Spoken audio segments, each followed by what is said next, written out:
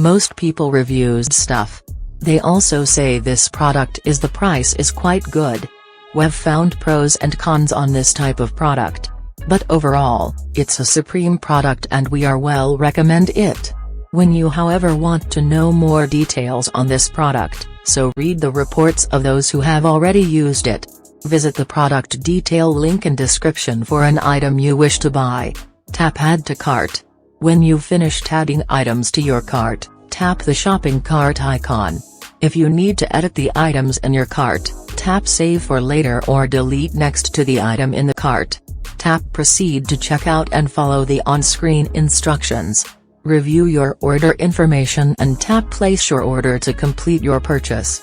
You'll see an order confirmation screen when your purchase has been completed.